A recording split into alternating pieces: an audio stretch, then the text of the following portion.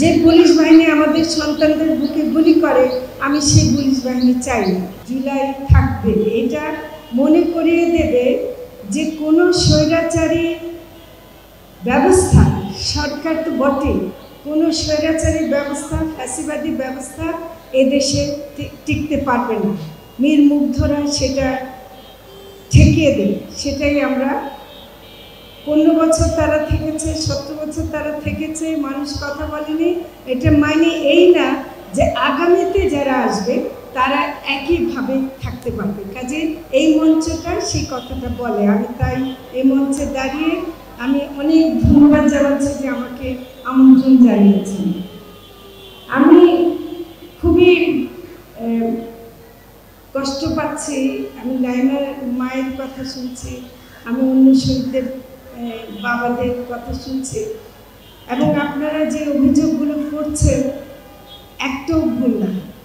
আমি একটু বলবো না যে আমরা মানে কোন সাফাই গাইব না, পারি নেই, সেটা হয়তো অনেক ব্যাখ্যা আছে, আমাদের অনেক ইয়ে আছে। কিন্তু আমি একবারও মানে কেউ যদি বলে যে এরপরে আপনি অন্য মানে উপদেষ্টা হিসেবে, আমাকে তো উপদেষ্টা হিসেবে দায় নিতে হবে। আমাকে যদি বলা হয় যে আমি কি আর কোনো মিটিংয়ে যাব না কিনা, আমি বারে বারে আসবো আপনাদের এখানে, বারে বারে আসবো এই কথা বোঝাবার জন্য যে আমাদের ভুলটা আমাদেরকেই স্বীকার করতে হবে, এবং অবিলম্বে যে 1 মাসে আপনারা যে একটা ইয়ে দিয়েছেন, যে সময় বেঁধে দিয়েছে যে এর মধ্যে হতে হবে, সেটা আশা করি যে আমরা করব, এবং এইটাই হবে আমাদের আপনাদের কাছে কথা, আজকে দেওয়া আমাদের কথা। আমি অন্তত আমার পক্ষ থেকে এটা বলতে চাই। আমি এটাও বলতে চাই যে এখানে একটু আমি মন্তব্য করি, এই জুলাই মঞ্চের যে ডিজাইনটা, এই ডিজাইনটা যারা করেছে, শিল্পীদেরকে পরিচয় করিয়ে দিয়েছেন, এই ডিজাইনটার মধ্যে একটা খুব মজার ব্যাপার আছে, যেটা হলো অল্প অল্প করে কিন্তু এটা বাড়ছে, তার মানে এটা ছড়াবে। এই আমি অনুরোধ করবো ডিএনসিসি যেন পিছনের বট গাছটা কখনো কাটতে না দেয়, কারণ এই গাছটা একটা যে ব্যাকগ্রাউন্ড তৈরি করেছে, এবং বট গাছের কিন্তু অনেক রকম মাইনে আছে। তো কাজে এই বট গাছটার সামনে যেভাবে ঢেউ খেলানোভাবে আন্দোলন এগিয়ে যাবে, এই ডিজাইনটা যারা করেছেন আমি তাদেরকে ধন্যবাদ জানাই যে তারা অত্যন্ত একটা প্রতীকীভাবে একটা আগামী দিনের কথা তারা ফুটে তুলেছেন। আমি যেটা বলবো যে 2018 সালে যখন স্কুলের বাচ্চারা নিরাপদ সড়কের আন্দোলন করেছিল, তখন তারা বলছিল রাষ্ট্রের মেরামত দরকার। দেখেন, ওইটুকু বাচ্চারা রাষ্ট্রকে বুঝেছিল যে রাষ্ট্রের মেরামত দরকার। আমরা কিন্তু 2024 সালে এসে এটা বুঝেছি। এই বাচ্চাদেরই অনেকে হয়তো আরেকটু বড় হয়ে 2024 সালে আন্দোলন করেছে, তারা কিন্তু এই রাষ্ট্রেরই বিরুদ্ধে তারা দাঁড়িয়েছে।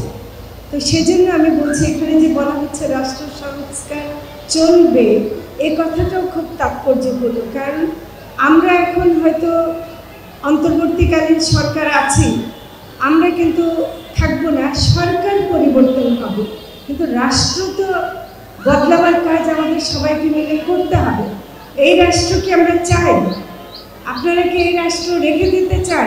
এই রাষ্ট্র রেখে কি আমরা সরকার বদলালে আমাদের অবস্থা পরিবর্তন হবে? আমি মনে করি হবে না। তো কাজে রাষ্ট্র বদলাবার কাজ, যে কারণে সংবিধানের নতুন সংবিধানের প্রশ্ন আসে, সেই কথাগুলো আমাদেরকে বলতে হবে। আমরা যেখানেই থাকি, সরকারে থাকি বা বাইরে থাকি, আমাদেরকে বুঝতে হবে যে গোড়ায় গলদ রয়ে গেছে, এখনো রয়ে গেছে, এবং ওই ফ্যাসিবাদের বীজ যেখানে রয়ে গেছে সেটাকে উপড়ে ফেলে দিতে হবে। সেই ফ্যাসিবাদ যদি আমরা উপড়াতে না পারি, তাহলে কিন্তু আমাদের শহীদের তালিকা বাড়তে থাকবে, যেটা আমাদের কোনো মতেই কাম্য না। আর একটি মানে মায়ের বুক যেন খালি না হয়, আরেকটি বাবাকে যেন তার সন্তানের লাশ কাঁধে বহন করতে না হয়, আমরা সেই দিনের দিকে তাকিয়ে থাকবো। সেই বাংলাদেশ চাই। আমরা অনেক আন্দোলন করব, অনেক মানে প্রতিবাদ করব, কিন্তু আমাদের বুকে গুলি করার মতো কোনো পুলিশ বাহিনী যেন তৈরি না হয়, সেই পুলিশ বাহিনীকে আমরা চাই না। যে পুলিশ বাহিনী আমাদের সন্তানদের বুকে গুলি করে, আমি সেই পুলিশ বাহিনী চাই না।